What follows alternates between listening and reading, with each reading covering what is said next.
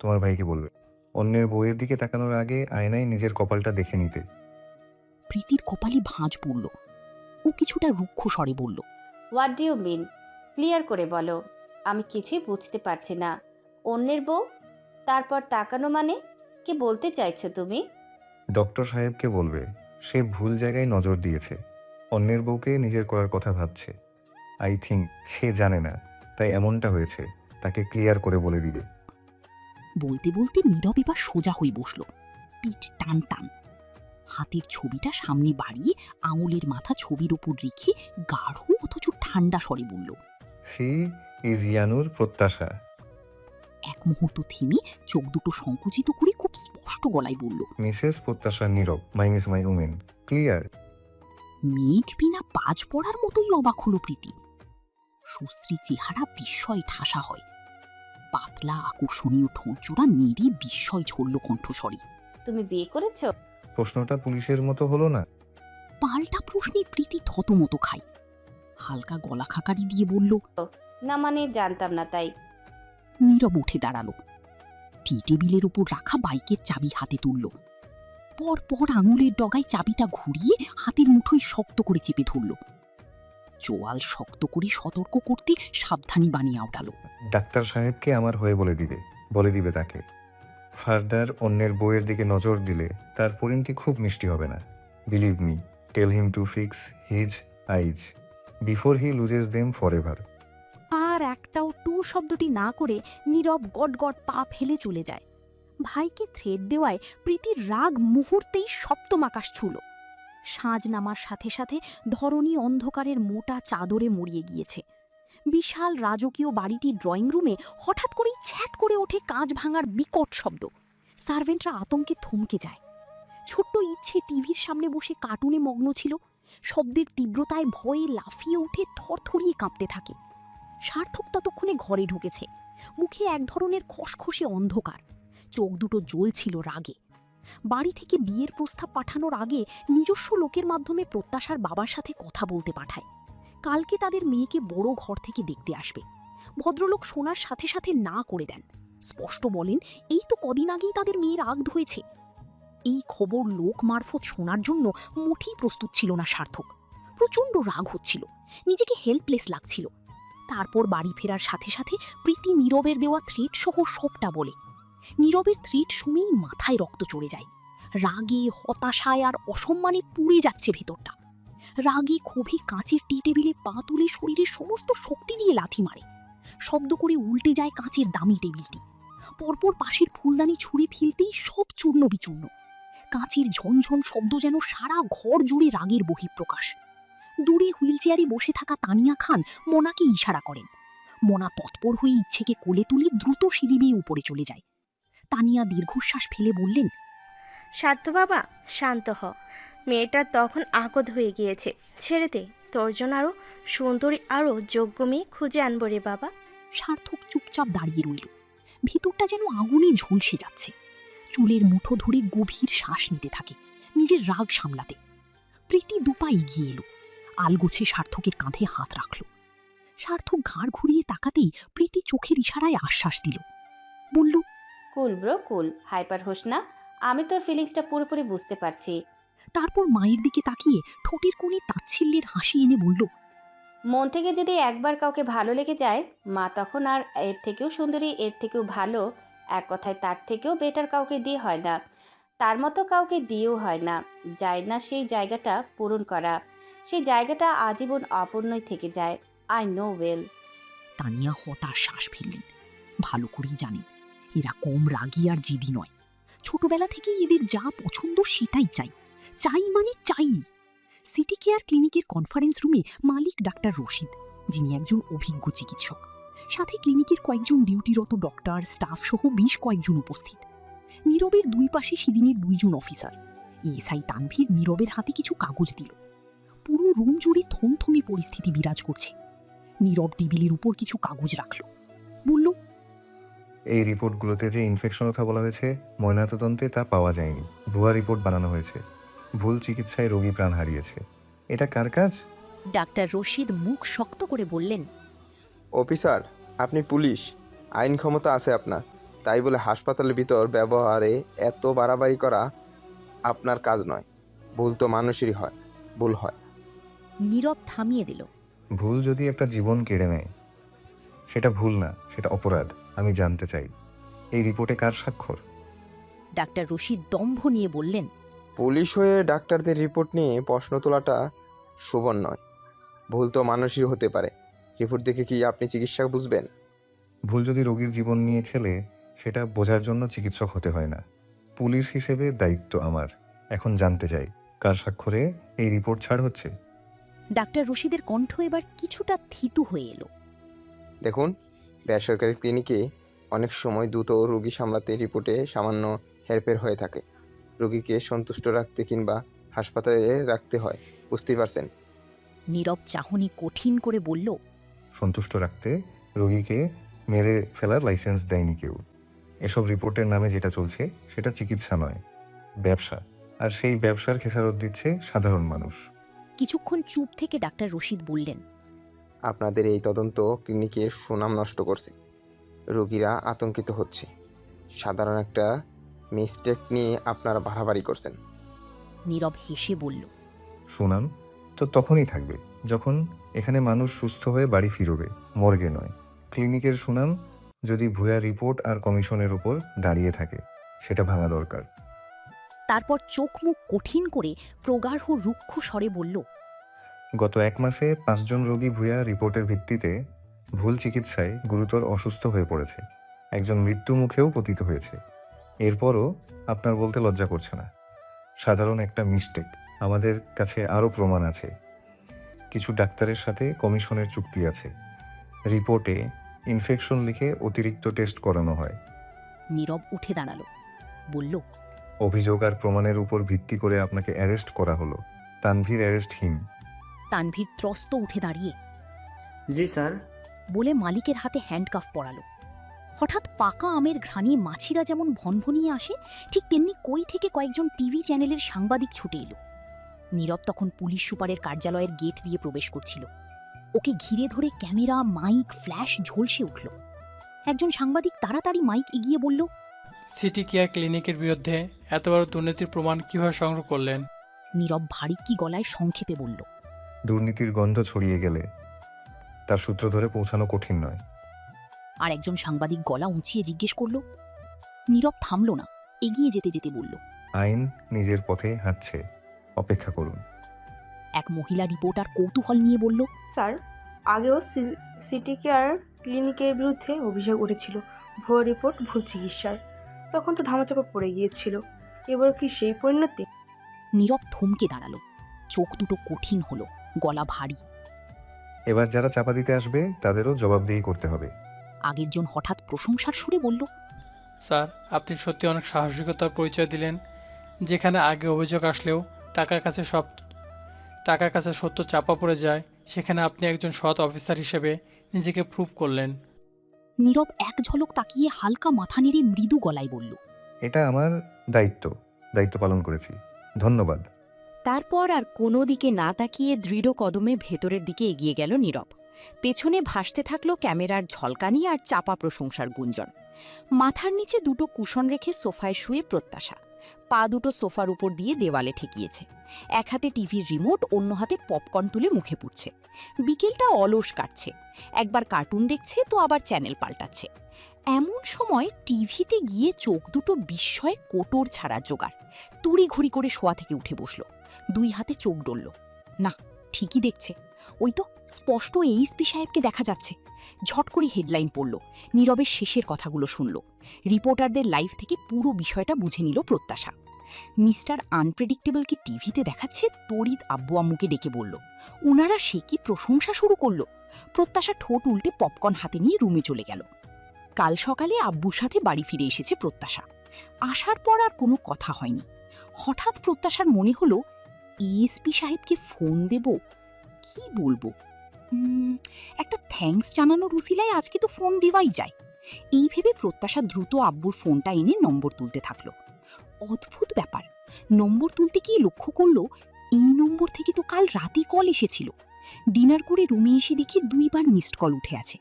Unknown নম্বর দেখে প্রত্যাশা ভ্রুকুচকে ভাবে, যার দরকার সে আবার দিবে, 2 বার কেন 200 বারও দিবে। এই ভেবে রাতে ঘুমিয়ে পড়েছিল। এটা যে নীরবের নম্বর জানা ছিল না। যাক, এএসপি সাহেব নিজ থেকে কল দিয়েছিল খোঁজ নিতে। এটা দেখে প্রত্যাশার ভালোই লাগলো। ঠোঁটে হাসি টেনে প্রত্যাশা বিছানার হিড়ে গা এলিয়ে কল দিল। নীরব একটা ফাইল দেখছিল। টেবিলের উপর থাকা ফোনে প্রত্যাশা নামটা ভেসে উঠতেই রিসিভ করলো। কয়েক সেকেন্ড পার হলেও ওপাশ থেকে কোনো শব্দ এলো না। ফাইলটা বন্ধ করে চেয়ারে গা এলিয়ে বসলো নীরব। বলল, প্রত্যাশা। এবার ওপাশ থেকে গমগমে স্বর আসলো। যাক, এটা যে আমি। আপনি জেনে শুনেই কল দিয়েছিলেন দেখছি, ভুল করে নয়। আমি ভাবলাম ভুল করেও কাল রাতে কল আসতে পারে।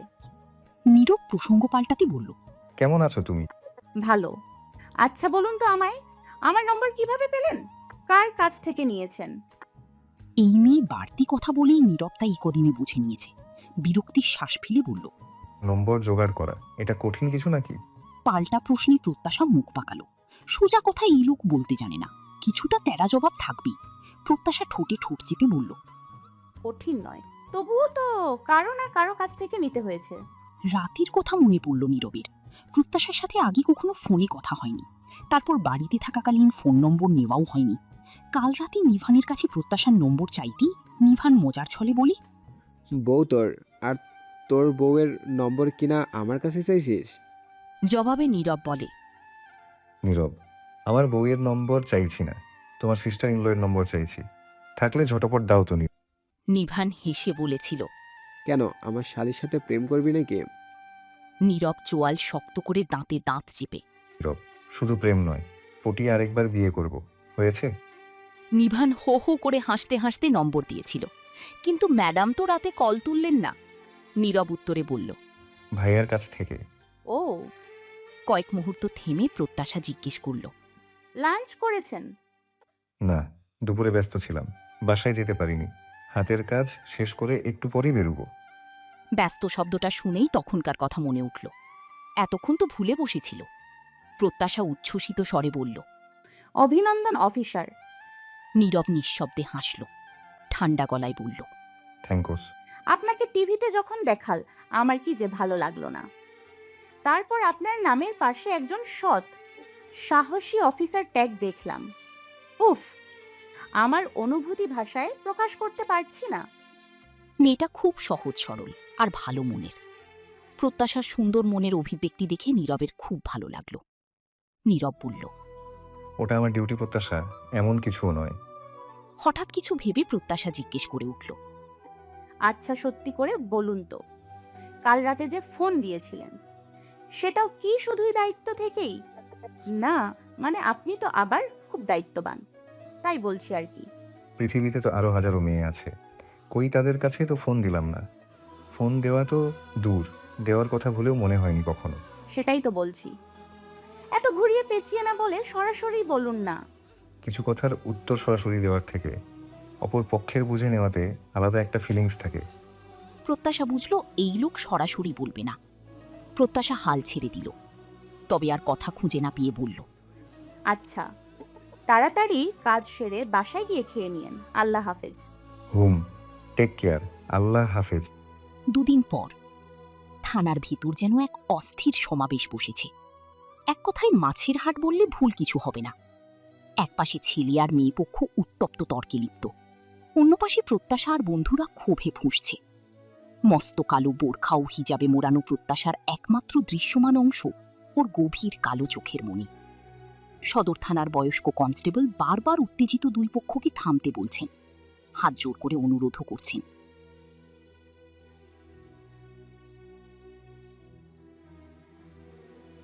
না, হাজারো অনুনয় বিনয়ের সুরে অনুরোধ করেও লাভের লাভ কিছুই হচ্ছে না। 2 পক্ষ শুধু হাতাহাতি বাকি রেখেছে। মুখ দিয়ে যেন পারমাণবিক বোমা ব্লাস্ট করছে। বাবা কোয়েলের বিয়ে ঠিক করেছিল, এই জন্য কোয়েল কেঁদে কেটে একসা। ফ্রেন্ডরা পাশে আছে বলে সাহস দিল। প্রেমিক রোহানও সাহস দেখিয়ে বলেছিল, বিয়ে সমস্যার সমাধান বিয়ে দিয়েই করতে হবে। চল বিয়ে করে সব ঝামেলা চুকে ফেলি। একবার বিয়ে হলে আঙ্কেল এক সময় না এক সময় মেনে নিবে, আর জোর করে তো তোকে বিয়ে দিতে চাইবে না, কারণ এক গরুর কয়বার গলা কাটে। বন্ধুরা সবাই উৎসাহ দিল। লুকিয়ে কাজী অফিসে গিয়েছিল ওদের গ্রুপ। প্রত্যাশার গায়ে ইয়া বড় বোরখা বয়স্ক খালাম্মা টাইপের একজন সাক্ষী হতে। কিন্তু সমস্যা বাঁধল। কই থেকে কোয়েলের বাবা খবর পেয়ে ঠিক সময় মতো কাজী অফিসে হাজির। ওদিকে রোহানের পরিবারও হাজির। ওখানে এক দফা ঝগড়া হলো। কোয়েলের বাবা কেস করবেন বলেন, ওনার অবুঝ মেয়েকে ফুসলিয়ে বিয়ের জন্য ইন্সপায়ার্ড করায় সবকটার নামে মামলা করবেন। এই বাঁদর বন্ধুগুলাকেও আজ দেখে ছাড়বেন। এদের জন্যই মেয়ের ডানা গজিয়েছে, পালিয়ে বিয়ে করার দুঃসাহস দেখিয়েছে। আজ উনিও এদের সবকটাকে দেখে ছাড়বেন। কাজী অফিস থেকে ঝগড়া এখন থানায় এসে পৌঁছেছে। ঝাঁকড়া চুলে আঙুল চালিয়ে এক রাশ হতাশা নিয়ে নাহিদ দীর্ঘশ্বাস ফেলল। গলার স্বর ভরে উঠল আক্ষেপ। দূর চাই, তোদের কথা কান দিয়ে কি এক মাইনকার চিপায় ফাঁসে গেলাম। কত স্বপ্ন ছিল পড়ালেখা শেষ করে বিসিএস ক্যাডার হব, মুখ উজ্জ্বল করব। এখন যদি একটা মামলা ঢুকে দেয় তাহলে। নাহিদের কথা শুনে প্রত্যাশা বাঁকা চোখে চাইল। কথার মাঝেই দুই হাত এক করে বলল, ভাই এবার একটু চুপ কর তুই। আল্লাহর ওয়াস্তে মুখটা বন্ধ রাখ। এমনিতেই মেজাজ তিরিক্ষি হয়ে আছে, তার ওপর তোর এই বেহুদা কথাবার্তা মাথার ভেতর আগুনও ধরিয়ে দিচ্ছে।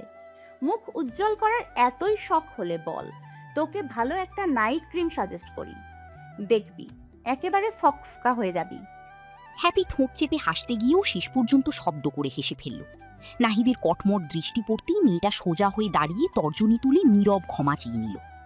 লাল টকটকে বেনারসিতে মোড়ানো কোয়েল, পাশে সাদা পাঞ্জাবিতে রোহান, দুজনের মুখেই স্পষ্ট উদ্বেগের ছাপ। নাহিদ ওদের দিকে তাকিয়ে অসন্তুষ্ট স্বরে বিড়বিড় করল, শালা প্রেম প্রীতির গোষ্ঠী গিলাই। প্রত্যাশার চোখ পড়তেই নাহিদের মুখ কাচুমাচু হয়ে গেল। কোয়েল দুকদম এগিয়ে এসে প্রত্যাশার হাত মুঠোয় নিল, কণ্ঠে অনুনয়ের সুর। দোস্ত, কিছু একটা কর। আবু যা শুরু করেছে তাতে আমি হেব্বি ভয় পাচ্ছি। যদি সত্যি সত্যি রোহান সহ তোদের নামে কেস ঢুকে দেয় তাহলে?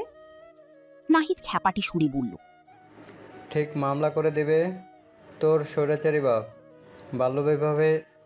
বাল্যবিবাহে সাহায্য করতে গিয়ে আগামীর একজন ভবিষ্যৎ বিচিএর ক্যাডারের স্বপ্ন ভেঙে হবে চুরমার। একবার নামের সাথে মামলা ঢুকলে আর সরকারি চাকরি হবে না এই জন্মে। কোয়েল মাথা নাড়িয়ে বলল, আরে আব্বু মিথ্যা বলছে তো। আমার আসল বয়স 18 বছর 7 মাস চলছে। জন্ম নিবন্ধনে 2 বছর কম দেওয়া আছে, জানিসই তো পড়াশোনায় কেমন আমি, তাই আব্বু নিজে বয়স কমিয়ে দিয়েছিল। শেষ কথাটা মিনমিনে স্বরে বলে কোয়েল। প্রত্যাশা জিজ্ঞেস করল, অফিসারের সামনে এটা বলতে পারবি তো, নাকি আঙ্কেলের ধমক শুনেছ? কথার মাঝেই নাহিদ বলল, আরে ওটা না হয় হলো, কিন্তু ওই বাদামের কি হবে? বাদামের বয়স 18 থেকে কিভাবে টেনে 21-এ আনবো?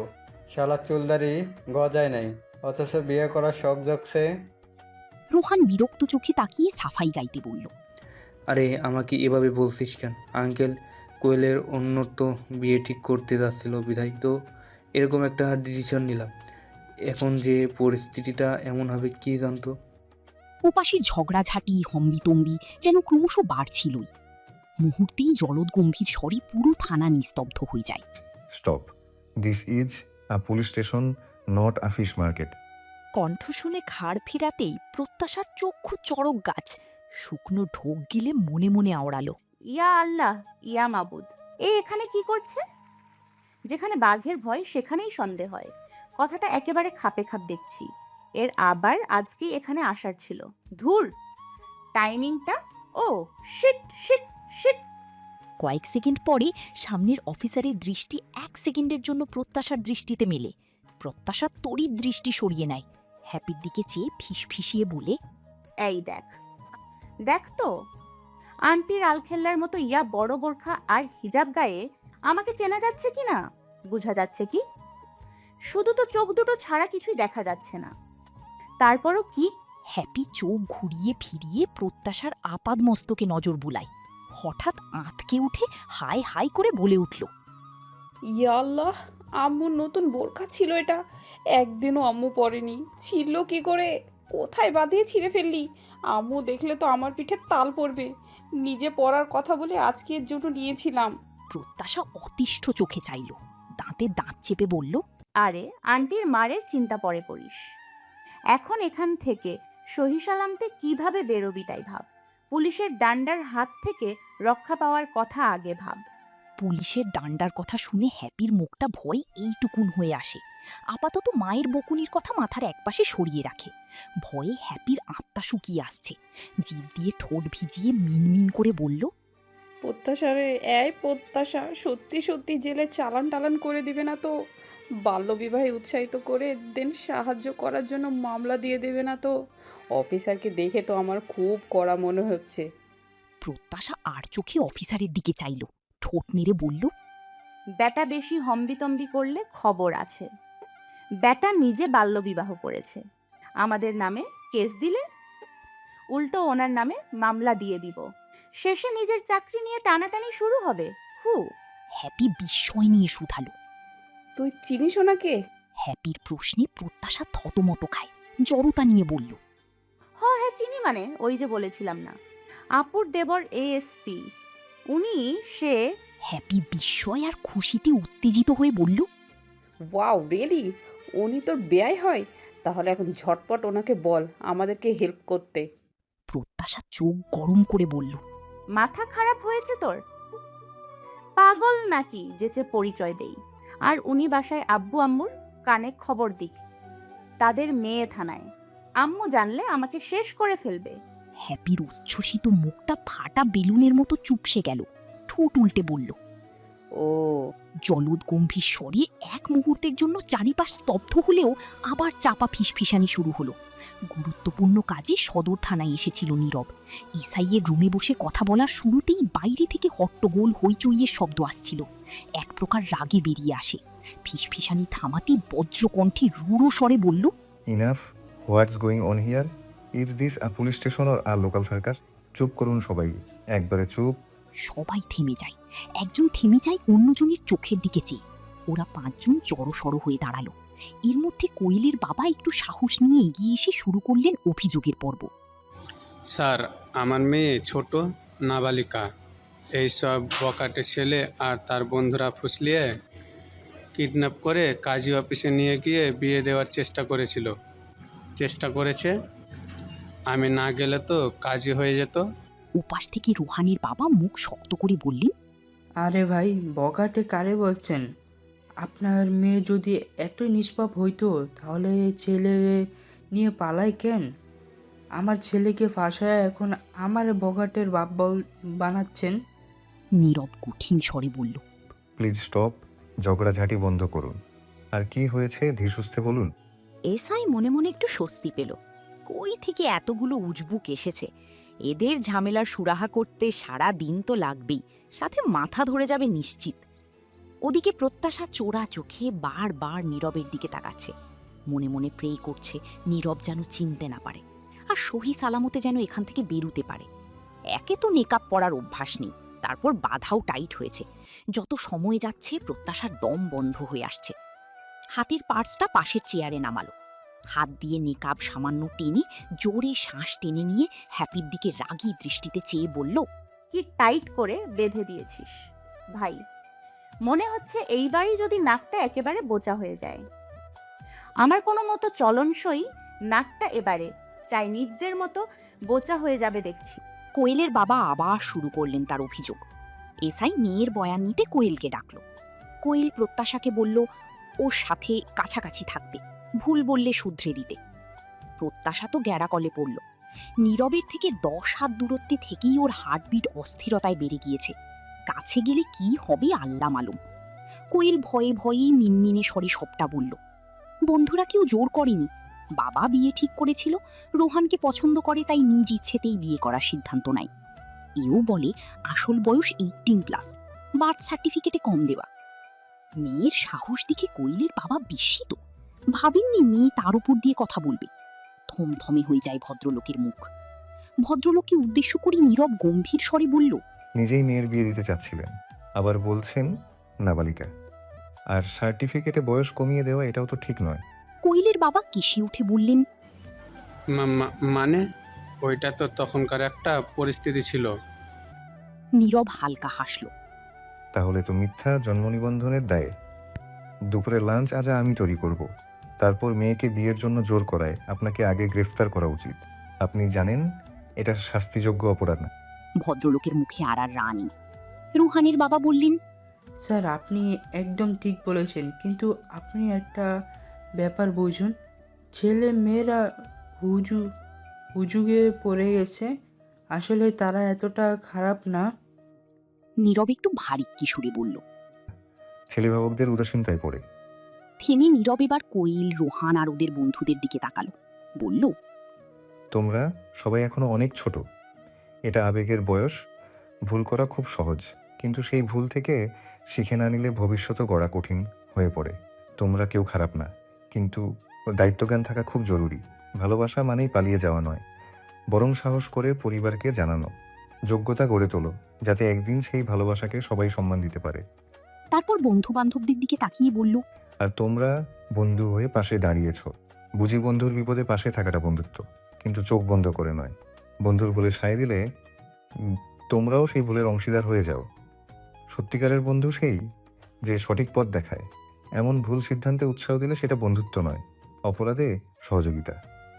মনে রেখো, বাল্যবিবাহ কোনো রোম্যান্স নয়, এটা এক ধরনের সামাজিক অপরাধ। বন্ধুকে সাপোর্ট দাও, কিন্তু সঠিক পথে।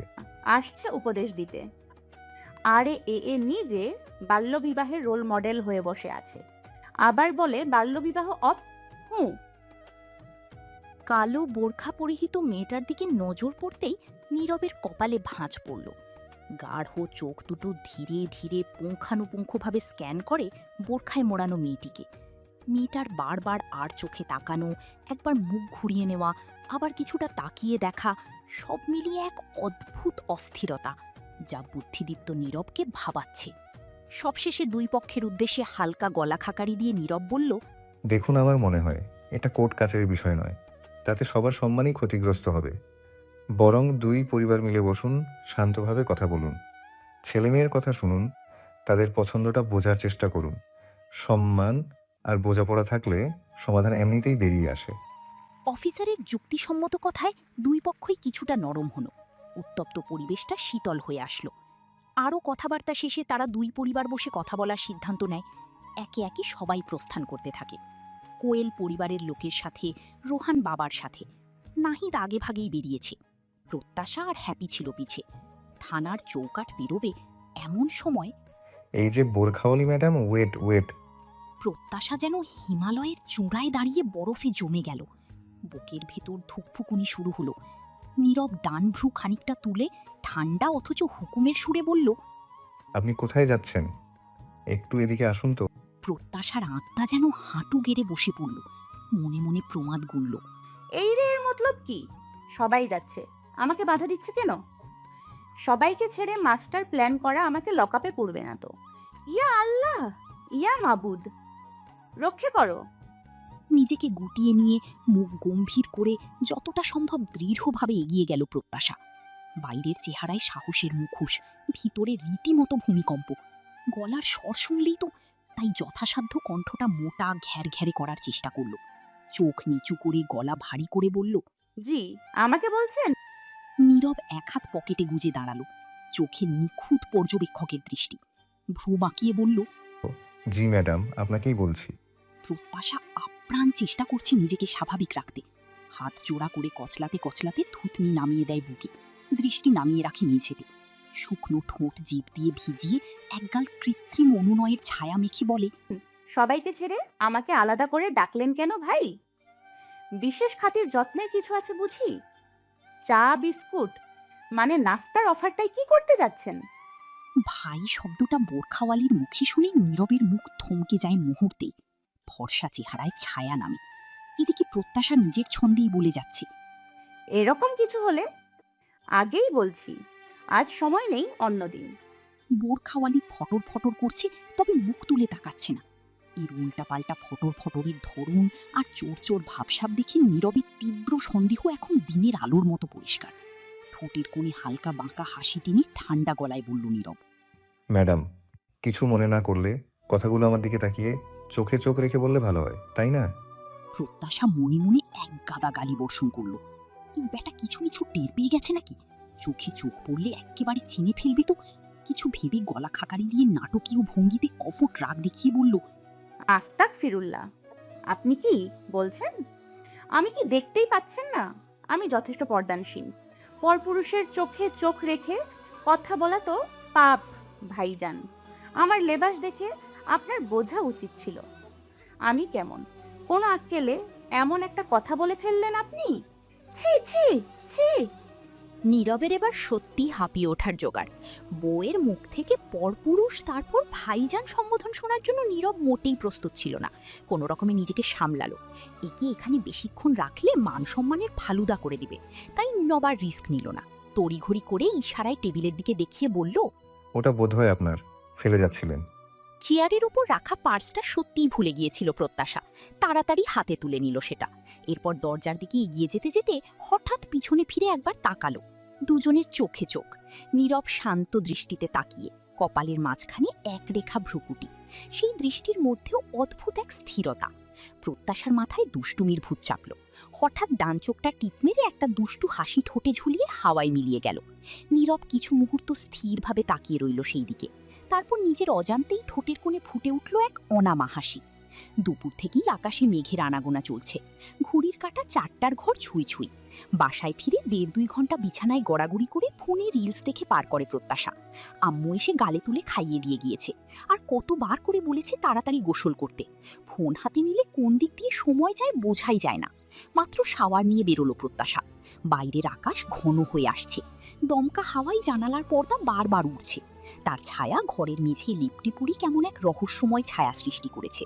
প্রত্যাশা তোয়ালে দিয়ে চুল মুছতে মুছতে আয়নার সামনে দাঁড়ায়। গুনগুন করে গান ধরেছিল হালকা গলায়।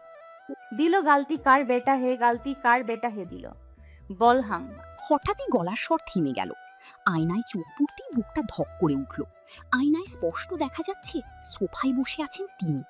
পায়ের উপর পা তুলে 2 হাত বুকের উপর ভাঁজ করে বসা, চোখে সেই চিরচেনা স্থির দৃষ্টি। আয়নায় চোখাচোখি হলো। প্রত্যাশা তড়িৎ ঘুরে দাঁড়িয়ে বুকে থুতু ছিটিয়ে বলল, আপনি? নীরবের দৃষ্টি প্রত্যাশার দিকে, ছোট করে বলল, হুম।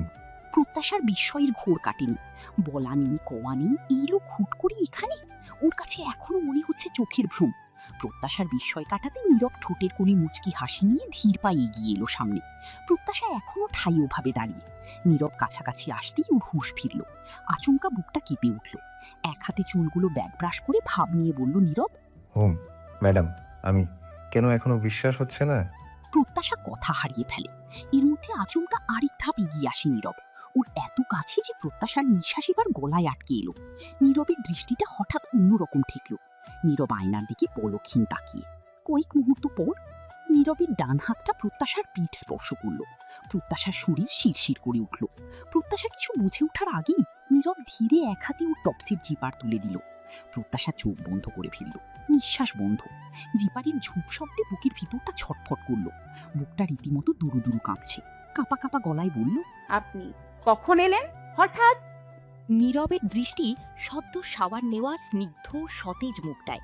সেদিকে নিষ্পলক চেয়েই নীরব মৃদু স্বরে বলল, এই তো কিছুক্ষণ আগে। বাইরে ঝুমঝুম করে বৃষ্টি পড়ছে। প্রতিটি ফোঁটার শব্দ যেন এক একটি সুরের রাগিনী। জানালার পর্দা দুলে উঠছে হাওয়ার ছোঁয়ায়। আর সেই ঠান্ডা বাতাস দুজনকে পার পার ছুঁয়ে দিচ্ছে নিঃশব্দে। ঘন মেঘে শহরের আকাশ এমনভাবে ঠেকে গেছে যেন আগে ভাগেই রাত নেমে এসেছে আজ। ঘরের কৃত্রিম সাদা আলোয় প্রত্যাশাকে অপার্থিব সুন্দর লাগছে। চুলের ভেজা ছায়া, চোখের গভীরতা আর মুখের কোমল আলো, সব মিলিয়ে এক মোহনীয় উপস্থিতি। নীরব চোখ ফেরাতে পারছে না। ও তীরতিরিয়ে কাঁপা ঠোঁটজোড়া নেড়ে এক শব্দ উচ্চারণ করে প্রত্যাশা। প্রত্যাশা কি বুঝতে পারছে ওর এই কম্পিত ঠোঁটজোড়া সামনের মানুষটার বুকে ঝড় তুলেছে, তাকে সম্মোহিত করছে, এলোমেলো করে তুলছে। নীরব হঠাৎ কিছু মনে পড়ার ভঙ্গি করে বলে উঠল, তখন কি বলছিলে যেন? আমি পরপুরুষ, আমার চোখের দিকে তাকানো পাপ।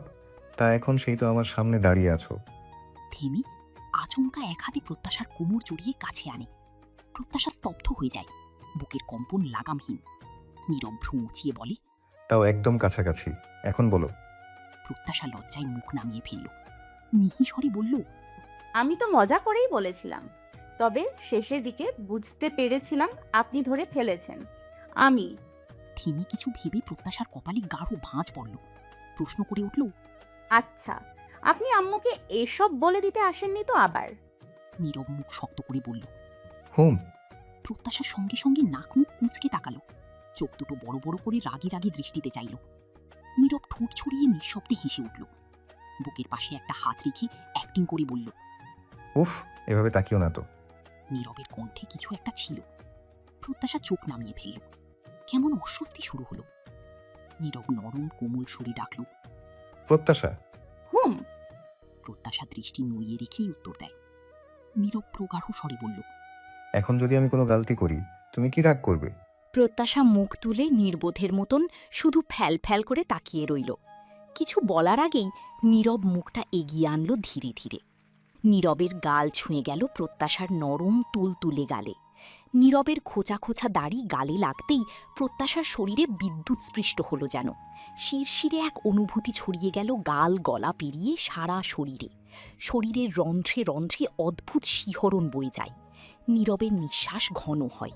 গরম নিঃশ্বাস প্রত্যাশার গলায় আছড়ে পড়ছে। শ্যাম্পু করা চুলের ঘ্রাণ আফিমের মতো মাদকতার সৃষ্টি করেছে। প্রত্যাশার গা থেকে মিষ্টি গন্ধ আসছে। নীরব আবেশে চোখ বুজে নেয়। কোমরে পিছিয়ে রাখা হাতটা আরেকটু দৃঢ় হল। প্রত্যাশা শক্ত হাতে জামা মুঠো করে ধরে। গালে নীরবের দাড়ি লাগছে, ওর কেমন কেমন লাগছে। প্রত্যাশা হঠাৎ ব্যাঙের মতো নড়ে উঠল। বিরক্ত কণ্ঠে বলল, উফ, ছাড়ুন তো, সুরসুরি লাগছে। ছাড়ুন না, আপনার দাড়ি খুব জ্বালাচ্ছে, কেমন খোঁচা খোঁচা বিচ্ছে। অনুভূতিতে টালমাটাল নীরব থমকে যায়। এমন মুহূর্তে এটা নাকি বউয়ের কথা। ইম্যাচিওর মেয়ে বিয়ে করলে যা হয় আর কি। এই ভেবে নীরব দীর্ঘশ্বাস ফেলে সোজা হয়ে দাঁড়ালো। নীরব গম্ভীর মুখে বলল, এই মুহূর্তে এমন ডায়লগ সত্যি তোমার দাঁড়াই পসিবল? প্রত্যাশা খিলখিলিয়ে হেসে উঠে বলল, এই মিষ্টি কিলবিল টাইপ সুরসুরি কোথা থেকে আসে আপনার দাড়িতে? এই বলে এক হাত রাখল নীরবের গালে। নীরব সেই হাতের দিকে এক পল তাকালো তো আবার প্রত্যাশার মুখের দিকে। রোম্যান্টিক মুডের 12টা বাজিয়ে দিয়েছে এই মেয়ে। পিচ্ছি বউ নিয়ে ভবিষ্যতে মহা ঝামেলা আছে, তার ঢের অনুমান করল নীরব। এর মধ্যেই হঠাৎ ফোনে অফিসিয়াল কল আসায় নীরব দ্রুত বেরিয়ে যায়। একটা প্রোগ্রাম শেষে এদিক দিয়ে বাসায় ফিরছিল নীরব। হঠাৎ কিছু মনে করে থামে। এমনিতেই সবাই বলে বউয়ের খোঁজ খবর নেয় না, তাই ভাবলো একবার দেখা করে যাওয়া যাক। অধরা লাঞ্চের কথা বলতেই নীরব বলে, একটা প্রোগ্রাম ছিল, ওখানে লাঞ্চের ব্যবস্থা ছিল, মাত্র খেয়ে এসেছে। অধরা আর জোর না করে বলেন, প্রত্যাশা রুমেই আছে, ভেতরে যাও বাবা। শাশুড়ি মা স্পেস দিতেই প্রত্যাশার রুমে আসে নীরব। রুমে পা রাখতেই ওয়াশরুম থেকে পানির শব্দ আসে। সোফায় অপেক্ষারত ছিল নীরব। সদ্য শাওয়ার নেওয়া কিছুটা খোলামেলা প্রত্যাশাকে দেখে নীরব যেন একটা ঘোরের মধ্যে চলে যায়। সেই ঘোর তার ইম্যাচিওর বউয়ের ইম্যাচিওরিটিতে কেটে যায়। তারপর তো ফোন আসতেই বিদায় নিতে হলো। 2-3 দিন পর, সময়টা সন্ধ্যার পরপর। দুই পাশে আব্বু আম্মু, মাঝে গোমরা মুখ করে প্রত্যাশা বসে। আব্বু আম্মুর চোখে মুখে উদ্বেগ আর চিন্তার ছাপ স্পষ্ট। প্রত্যাশার অবশ্য কোনো চিন্তা হচ্ছে না, শুধু মাঝে মাঝে ব্যথায় চোখ মুখ কুঁচকে আহ উহ করছে। পা স্লিপ কেটে ওয়াশরুমে পড়ে হাতটা বাড়ি লেগেছিল দিওয়ালি। কনুই থেকে কবজি পর্যন্ত চিনচিনে ব্যথা করছে। একপাশে তো ফুলে রক্ত জমাট বেঁধে কালো হয়ে গিয়েছে। বিকেল থেকে ব্যথায় বাড়ায় শফিক সাহেব জোর করে ডাক্তার দেখাতে নিয়ে এলেন। শফিক সাহেব স্ত্রীকে জিজ্ঞেস করলেন, ও বাড়িতে বলেছ নীরবকে? অধরা কর্কশ গলায় বলল, এত বড় মেয়ে ধরাম করে ওয়াশরুমে পড়ে হাত ভেঙেছে, এটা শ্বশুরবাড়ি দেবার মতো খবর? শুনলে উল্টো কথা হবে। এত বড় মেয়ে কিভাবে চলাচল করে? শফিক সাহেব মুখটা কাচু মাচু করে সোজা হয়ে বসলেন। অধরা ক্ষোভ প্রকাশ করলেন, দুপুরবেলায় আম গাছে উঠতে চেয়েছিল, আম ভর্তা করে খাবে, উঠতে দেইনি। সেই রাগ নিয়ে গজগজ করতে গোসল করতে ঢুকেছে, অন্য মনস্ক ছিল আর অমনি পড়েছে। ওই পরেই পড়তো গাছ থেকে, আল্লাহ তাও বাঁচিয়েছেন, অল্পের ওপর দিয়ে গেছে। গাছ থেকে পড়লে তো পা সহ কোমর ভাঙতো। মায়েদের খালি বাড়তি কথা, কিছু হলেই এটার না ওটার দোষ, জ্বর আসলেও ফোনের দোষ, সব কিছুতেই খালি দোষ আর দোষ। প্রত্যাশা কাঁদো কাঁদো মুখ করে বলল, আম্মু থামবে। বেশ কয়েকজন রোগীর পর ওদের সিরিয়াল আসলো। দরজার পাশে বড় সড় name plate, doctor Pritam Hasan Sarthak, orthopaedic surgeon. নিচে আরও ডিগ্রি লেখা আছে। প্রত্যাশা অত কিছু দেখল না, শুধু নামটা পড়ল। মনে হলো এই নামটা আগে কোথাও দেখেছে, তবে মনে করতে ব্যর্থ হলো। এর মধ্যে শফিক সাহেব কাঁচের দরজা টেনে ইশারায় মেয়েকে আগে ঢুকতে বলল। ভেতরে পা রাখতেই প্রত্যাশার ভ্রু কুঁচকে যায়। চেম্বারের ভেতরটা ঠান্ডা আর ধবধবে পরিষ্কার, বাতাসে মৃদু এয়ার ফ্রেশনারের গন্ধ। ডেস্কের উপরে ডাক্তারদের চেনা জিনিসগুলো সাজানো, digital blood pressure machine, thermometer, glucometer, একটা ছোট প্লাস্টিকের ট্রেতে কয়েকটা স্যাম্পল ইঞ্জেকশন, স্যানিটাইজার, টিস্যু আর প্রেসক্রিপশন প্যাড। চেয়ারে বসে থাকা ডাক্তারটির কালো শার্টের উপরই সাদা অ্যাপ্রন পরা, গলায় স্টেথোস্কোপ ঝুলছে, ডান হাতে ফোন, ভ্রু কুঁচকে কথা বলছিল কারো সঙ্গে। কাঁচের দরজার ধাতব শব্দে একটু বিরক্ত মুখে তাকালো। আর ঠিক তখনই প্রত্যাশা ভিতরে পা রাখতেই ওর চোখ পড়ল লোকটার মুখে।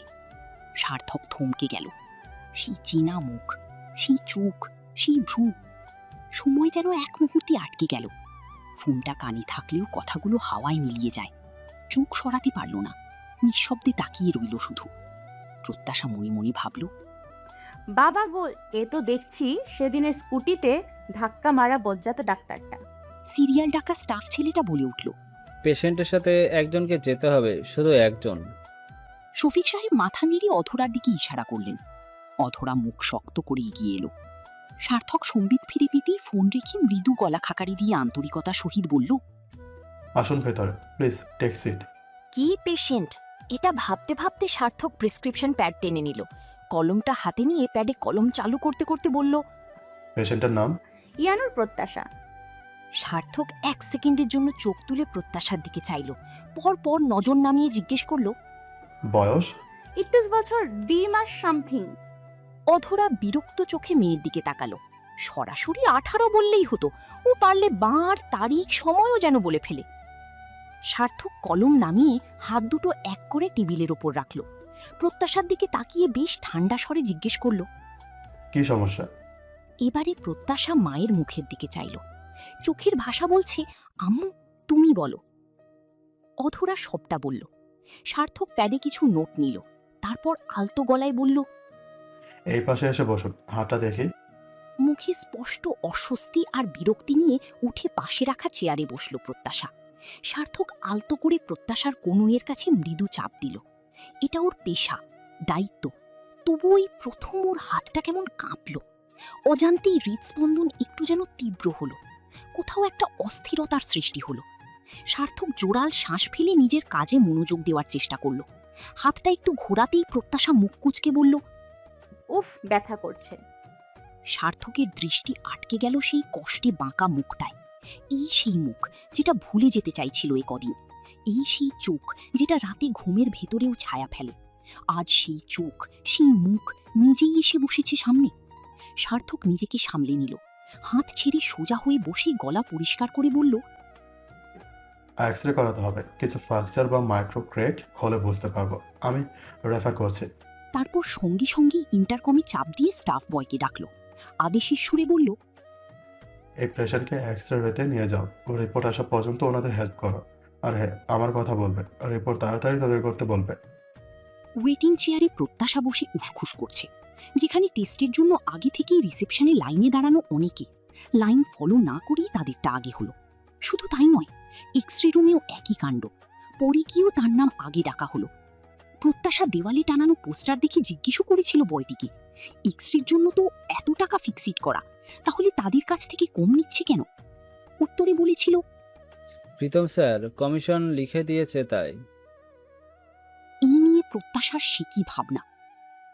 প্রত্যাশা, ডক্টর প্রীতম হাসান সার্থকের কোনো স্বার্থ নেই তো? নাকি ব্যাটার দয়ার শরীর সবাইকে এরকম দয়া দেখিয়ে বেড়ায়? এরই মধ্যে এক্সরে রিপোর্ট প্রস্তুত হয়। ডাক পড়ে তাদের। রিপোর্টে বড় কোনো সমস্যা ধরা পড়েনি। কনুইয়ের কাছে রোগী আঘাত লেগে রক্ত জমেছিল। সার্থক নিজে সিরিঞ্জ দিয়ে জমা রক্ত বের করে দেয়। সে সময় প্রত্যাশা মুখ কুঁচকে মায়ের হাত শক্ত করে ধরেছিল। পরবর্তীতে হাতে ব্যান্ডেজ করা হয়। সবশেষে প্রেসক্রিপশন সম্পূর্ণ করে সার্থক শান্ত কণ্ঠে বলল, ওই ওষুধগুলো আপাতত চালিয়ে যান, চিন্তার কিছু নেই। তবে কয়েকদিন হাতটা যেন বেশি নড়াচড়া না হয়। 3 দিন পর ব্যান্ডেজ খুলতে আবার দেখতে আসবেন, ওষুধ বদলাবো। সিএনজিতে আব্বু আম্মুর মাঝে বসে আছে প্রত্যাশা। বাড়ি ফিরছে তারা। প্রত্যাশা ক্লান্ত শরীরটা হেলিয়ে দিয়েছে মায়ের কাঁধে। অধরা একবার মেয়ের ক্লান্ত শান্ত মুখটার দিকে তাকালো, আবার চোখ তুলে তাকালো দূরের আকাশে। পূর্ণিমার চাঁদ ঝলমল করছে, তার ম্লান আলো ধরণীতে ছড়িয়ে পড়েছে। হাইওয়ে ধরে সিএনজি চলছে দ্রুত, দুপাশে বিস্তীর্ণ মাঠ, তার মাঝে অন্ধকার আর নিস্তব্ধতা।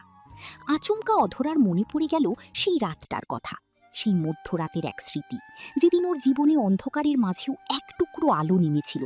সেদিনও ছিল পূর্ণিমা। হাসপাতালের কৃত্রিম আলো ঝলমল করছিল, বাইরে ঝরছিল চাঁদের মায়াবী আলো। কিন্তু অধরার ভেতরটা তখন ভারী বিষণ্ণ, ঘুম আসছিল না কিছুতেই। চোখ বুঝলেই মনে পড়ছিল সদ্য জন্ম নেওয়া ফুটফুটে কন্যা শিশুর মুখ। আগের রাতেই ঠিক এই সময়ে দ্বিতীয়বার বাচ্চা জন্ম দিতে গিয়ে মৃত কন্যা শিশুর জন্ম দিয়েছিল অধরা। 10 মাসের যত্ন, বুকে জমে থাকা হাজার স্বপ্ন, সব শেষ হয়ে গিয়েছিল এক মুহূর্তেই। কি নিদারুণ যন্ত্রণা! একজন মাই জানে কতটা নিঃস্ব করে দেয় এমন অভিজ্ঞতা। এমন সময় করিডোরে ভেসে এলো বাচ্চার কান্নার শব্দ। চেনা, চিরচেনা সেই কান্না যেন মাকে তাড়িয়ে নিয়ে যায়। অথরা দ্রুত বেরিয়ে এলো কেবিন থেকে। যতই এগোই ততই কান্নার তীব্রতা বাড়ে। এক নার্সের কোলে ছোট্ট এক নবজাতক, কাপড়ে মোড়ানো, মুখখানা লাল হয়ে আছে কাঁদতে কাঁদতে। নার্সের মুখে বিরক্তির ছাপ, জোরে জোরে বাচ্চাটিকে দোলাচ্ছে। পাশে আরেকজন নার্স ক্ষুব্ধ কণ্ঠে বলল, কোথা থেকে যে আসে এরা, যত সব ঝামেলা। নার্সের রাগে ভরা মুখ আর কথাই ভেসে উঠছিল সমাজের নির্মম বাস্তবতা। অথরা এগিয়ে এসে জানতে চাইল, কাঁদছে কেন? নার্স সোজাসুজি বলল, কার না কার পাপ জন্ম দিয়েই ফেলে গেছে, ক্ষুধা লেগেছে তাই কাঁদছে। এখন একে দুধ কিনে এনে খাওয়াতে হবে, যত সব। অথরা ঠিকঠাক বুঝতে না পেরে ফির জিজ্ঞেস করতেই নার্সটা নাক মুখ সিটকে বলল, পেপারে পড়েন না, কখনো হোস্টেলের পাশে ডাস্টবিনে, কখনো হাসপাতালের করিডোরে বাচ্চা ফেলে যায়। এই মেয়েটাও তেমনই। সন্ধ্যাবেলায় এক গর্ভবতী এলো। সরকারি হাসপাতাল তো, কে কতটা খোঁজ রাখে। জন্ম দিয়ে মাও ধাও, পাপের ফল, ফেলে গেল এখানে। বাচ্চাটির কান্নায় অধরার মন গলে যায়। এমন নিষ্পাপ মুখ, এমন ক্ষুধার্ত আর্তনাদ, মনটা টনটন করে উঠল। ব্লাউজ চুপচুপে হয়েছিল তখনও, বুকের দুধে ভিজে। নিয়তিই যেন ওকে তৈরি রেখেছিল। অধরা বাচ্চাটিকে কোলে তুলে নিল, বুকের সঙ্গে চেপে ধরল। একসময় মুখটা ধরে ফিট করাতে শুরু করল। কান্না থেমে গেল সেকেন্ডে। তৃষ্ণার্ত শিশুটি দুধ পান করতে লাগলো। একসময় ধীরে ধীরে চোখ বুজে এলো বাচ্চাটির। অধরা বাচ্চাটির তুলতুলে হাত ধরতেই বাচ্চাটি শক্ত করে ওর আঙুল আঁকড়ে ধরল। সাদা গায়ের রং, টকটকে লাল ঠোঁট আর মিষ্টি সেই মুখখানা হৃদয়ে গেঁথে যাওয়ার মতো। শোনা যায় নবজাতকের গায়ের রং বদলাতে থাকে সময়ের সাথে। শিশুটিও ধীরে ধীরে রং বদলাতে শুরু করে। ফর্সা রংটি গিয়ে গায়ে ধরা দেয় উজ্জ্বল শ্যাম বর্ণের ছায়া। 2 দিন পর ঘড়ির কাঁটা সকাল 7টার ঘরে। নীরব ফ্রেশ হয়ে তোয়ালে দিয়ে হাত মুখ মুছতে ব্যস্ত। তন্মধ্যে দরজার দোরগোড়ায় দাঁড়িয়ে নিহারিকা হালকা কেশে বললেন, নীরব বাবা। হ্যাঁ মা, ভেতরে আসো। মায়ের হাতে কফির মগ দেখে নীরব সাথে সাথে বলে উঠল, মা, তুমি কষ্ট করে কফি আনতে গেলে কেন? পরীকে দিয়ে পাঠিয়ে দিলেই হতো। নিহারিকা উত্তর দিলেন না। বেড টেবিলের ওপর মগটা নামিয়ে বিছানার দিকে এগোলেন। কাঁথাটা হাতে তুলে ভাঁজ করতে করতে গম্ভীর মুখে জিজ্ঞেস করলেন, তার হাতের কি অবস্থা এখন? ব্যথা আছে নাকি কমেছে? নীরব মৃদু হাসল। কফির মগ হাতে নিতে নিতে বলল, কমেছে, ওষুধ খাচ্ছে, ব্যথা নেই এখন। যাক আলহামদুলিল্লাহ। পরশুরাতে নীরব ফোন দেওয়ার পর প্রত্যাশা হসপিটাল থেকে বাসায় ফিরছি বলতেই নীরব উদ্বিগ্ন হয়ে জিজ্ঞেস করে, কি হয়েছে? প্রত্যাশা সবটা বলতেই নীরবকে না জানানোর জন্য অল্প স্বল্প রাগ করে। তারপর কিছু উপদেশ বাণী দিয়ে ফোন রাখে। ফোনে অবশ্য জিজ্ঞেস করেছিল কোন হসপিটাল, কোন ডক্টর। প্রত্যাশা ঘুম ঘুম চোখে হামি দিয়ে বলেছিল, ডক্টর প্রীতম, মেডিসিন বিশেষজ্ঞ। সার্থকের নিক নামেও অভ্যস্ত থাকায় নীরব অতটা বুঝতে পারে না। আর একই নামে এই শহরে কত কত ডাক্তার। পরের দিন সকাল সকাল অফিস যাওয়ার আগেই প্রত্যাশাকে দেখতে যায় নীরব। বলে আসে ব্যান্ডেজ খোলার দিন ও নিজে নিয়ে যাবে প্রত্যাশাকে। নীরব সোফায় বসে কফির মগে চুমুক দিচ্ছিল। নিহারিকা সামনে দাঁড়ালেন। নীরব বলল, কিছু বলবে মা? নিহারিকা ছেলের পাশে বসলেন, বললেন, বলতে তো চাই অনেক কিছুই। বললে তো তোদের কাছে আবার খারাপ মা হয়ে যাব রে বাবা। এমনিতেই একজনের কাছে ভালো মা হতে পারিনি, ওই যে তার ভুলগুলো মানিনি। এখনো কারো কোনো ভুলই তোমাকে মানতে হবে না মা, তুমি নিঃসংকোচে বলো তো। আসলে আমি জানি প্রত্যাশা ছোট, তারপর দেখ এতটাও ছোট নয়। ও যেভাবে চলাচল করে আমার মোটেই পছন্দ নয়। বিআই সাহেবকে সেদিন বলতে চেয়েছিলাম, তবে মেহমান হয়ে আসছেন বললে কেমন দেখাতো, তাই বলতে পারিনি। তুই উদাসীন না হয়ে প্রত্যাশার বাচ্চামোগুলোকে সাপোর্ট না করে ওকে বলিস স্কুটি চালাতে বারণ করিস, একটু ম্যাচুরিটি নিয়ে যেন চলাচল করে। কীরকম এখনো লাফিয়ে লাফিয়ে বেড়ায়। নীরব মায়ের কথায় হালকা করে হাসল। কফির মগটা একপাশে রেখে মায়ের চোখে চোখ রেখে বলল, মা, প্রত্যাশা একটু চঞ্চল এটা ঠিক, কিন্তু এই বয়সেই তোর চঞ্চলতা থাকার কথা। আর জানোই তো, যাকে শুরু থেকে যদি শুধু এই করো না ওটা করো না বলে আটকানো হয়, তাহলে সে নিজের মতো করে ভাবার সুযোগ পায় না, বরং উল্টো রিয়্যাক্ট করে বসে। ওর মধ্যে আমি খারাপ কিছু দেখি না মা। সময়ের সাথে সাথে অনেক কিছুই ও নিজে থেকে শিখে নেবে, বুঝে যাবে। আমরা যদি পাশে থেকে ওকে একটু ধৈর্য ধরে গাইড করি, তবেই না ও আমাদের কথা মন থেকে গ্রহণ করবে। নিষেধের চেয়ে বোঝানোটা অনেক বেশি কার্যকর, তাই না মা? নিহারিকা কিছু না বলে মুখটা গোমড়া করে রাখলেন। নীরব আলতো হেসে বলল, সময়ের সাথে সাথে এক সময় ও ঠিক বুঝদার হবে, টেনশন নিও না মা। নিহারিকা অসন্তোষ প্রকাশ করে বললেন, যা ভালো বুঝিস কর, আমার মনে হলো তাই বললাম। এখন তুইও যদি ওভাবে গা ছাড়াভাবে চলিস, তাহলে আর কিচ্ছু বলার নেই আমার। বুঝবি, যেদিন একটা অঘটন ঘটবে সেদিন মায়ের কথা হাড়ে হাড়ে টের পাবি। ওই যে একজন পাচ্ছে তো। মা, সামনের মাসে তোমাকে এক জায়গায় নিয়ে যাব। তোমাকে অবশ্য কথা দিতে হবে, যেখানেই নিই না কেন তুমি রিয়্যাক্ট করতে পারবে না। কোথায় আগে বলবি তো? নীরব হেঁয়ালি করে বলল, সিক্রেট। সন্ধ্যা পেরিয়েছে অনেকক্ষণ আগেই। নীরব ফোন করে প্রত্যাশাকে রেডি হতে বলেছে। কি একটা কাজে ব্যস্ত ছিল, তাই এখন সরাসরি অফিস থেকেই এখানে আসছে।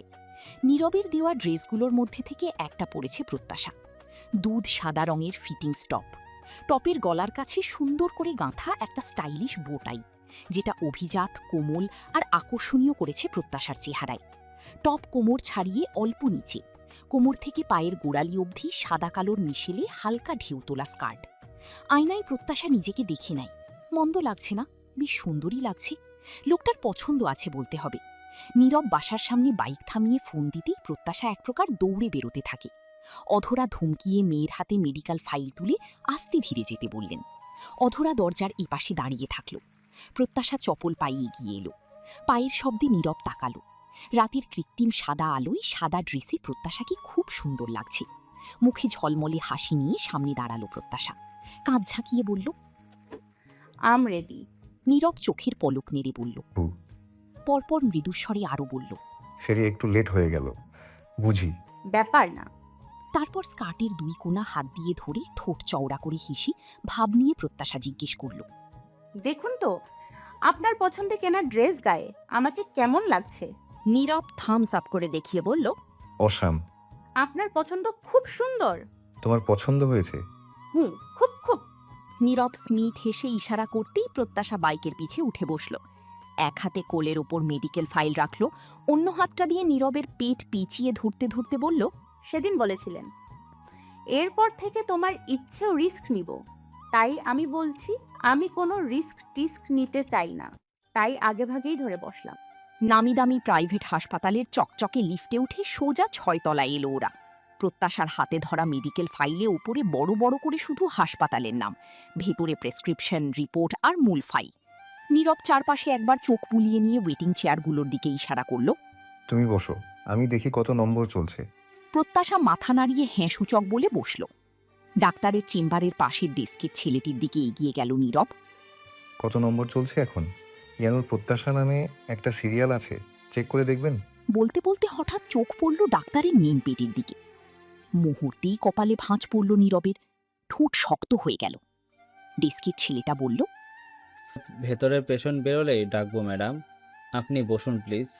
চোখে ঠান্ডা আগুন নিয়ে প্রত্যাশার পাশে গিয়ে বসল নীরব, মুখ থমথমে। বলল, তুমি একে দেখিয়েছো? হ্যাঁ। আর ডাক্তার পাওনি? মানে?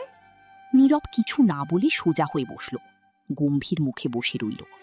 কিন্তু ওর ভেতরটা যেন পড়তে লাগলো রাগে। চেম্বারে ডাক পড়ল। ভেতরে ঢুকতেই সার্থকের সাথে চোখে চোখ। একজনের চোখে আগুন, অন্যজনের চোখ ঠান্ডা। সার্থক একটুও অবাক হল না, মেরুদণ্ড সোজা করে বসল। ঠোঁটে খিলে গেল এক ঠান্ডা হাসি। বাহ, আজ স্বয়ং এসপি সাহেব যে দেশের নিরাপত্তার পরে এখন বইয়ের সিকিউরিটিও নিজে নিজে দেখতে আসছেন নাকি এসপি সাহেব? নীরব দাঁত কটমট করে বলল, হ্যাঁ, নিজের জায়গায় অন্য কারো হস্তক্ষেপ পছন্দ করি না, তাই। সার্থক বসতে অফার করল। তারপর আরও বলল, হস্তক্ষেপ? আরে ভাই, চিকিৎসা তো করছি, অন্যায় তো আর করছি না। নীরব ঠোঁট দুটো শক্ত করে বলল, শুধু অন্যায় নয়, অনধিকার চর্চার বিরুদ্ধেও আমি একই রকম স্পষ্ট। এর মধ্যে সার্থক ইন্টারকমে কফি অর্ডার দেয়। জবাবে বলল, এটা আমার দায়িত্ব। ওয়েল, তবে সেটার পেছনে স্বার্থ থাকলে ব্যাড। সার্থক প্রত্যাশাকে জিজ্ঞেস করে কোনো সমস্যা আছে কিনা। প্রত্যাশা বেচারি একটু অবাকই, এরা দুজন আগে থেকেই পরিচিত নাকি? তবে কথাবার্তা এমন দা কুমড়া কেন? প্রত্যাশার হাতটা নিজের এক হাতে ধরে ব্যান্ডেজ খুলতে লাগলো সার্থক। নীরবের দম বন্ধ হয়ে আসছিল যেন, ঠোঁট আটসাট করে রেখেছে, দাঁত কিঞ্চিত কটমট করছে। চোখের সামনে এহেন দৃশ্য সহ্য হচ্ছিল না কিছুতেই। হঠাৎ ইচ্ছে হলো প্রত্যাশার হাতটা টেনে সরিয়ে নিতে, কিন্তু নিজেকে শক্ত করে ধরে রাখল নীরব। সার্থক পরপর নতুন করে প্রেসক্রিপশন লিখল। এতক্ষণে কফি এসে যায়। সার্থক কফি নিতে বলল।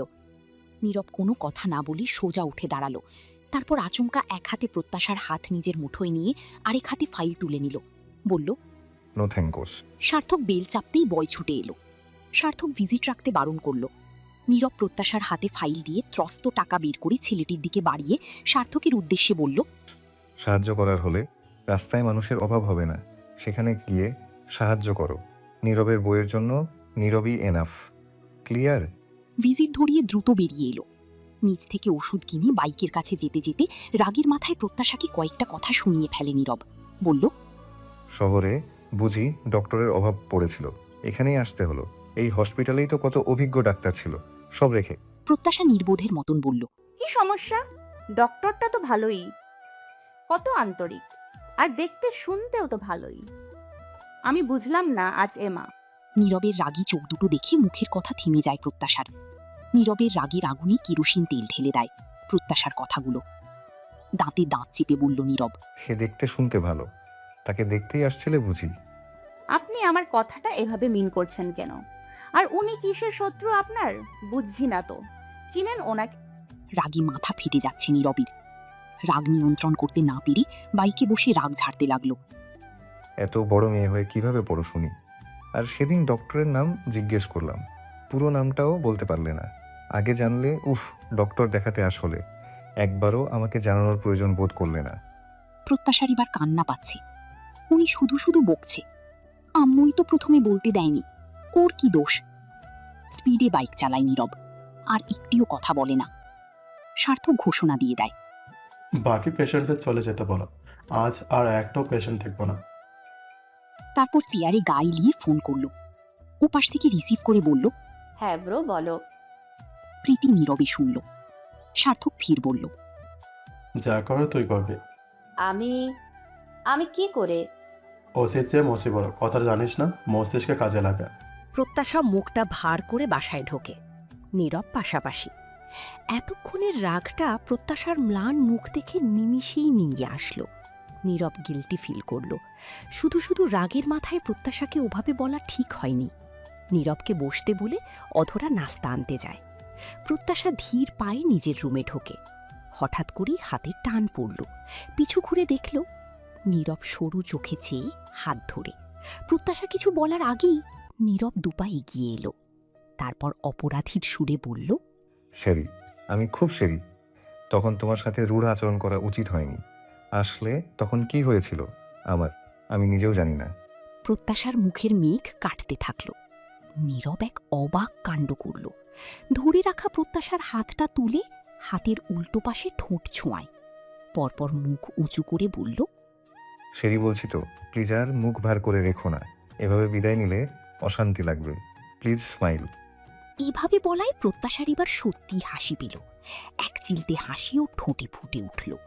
নীরব মৃদু হেসে বলল, এবার ঠিক আছে। তারপর ঠিকমতো ওষুধ খেও। আরও কয়েকটা উপদেশ দিয়ে নীরব বলল, টেক কেয়ার, বাই। প্রত্যাশা জবাবে মিষ্টি হেসে বলল, বাই। নীরব আচমকা আরেকটু এগিয়ে এলো, একদম কাছাকাছি।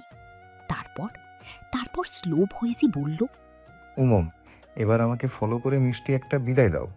প্রত্যাশার ভ্রু কুঁচকে যায়, ভ্রু বাঁকিয়ে ইশারায় বোঝায়। মানে নীরব 2 আঙুলে আলতো করে প্রত্যাশার গালে মৃদু চাপ দেয়, বলল, ওয়েট।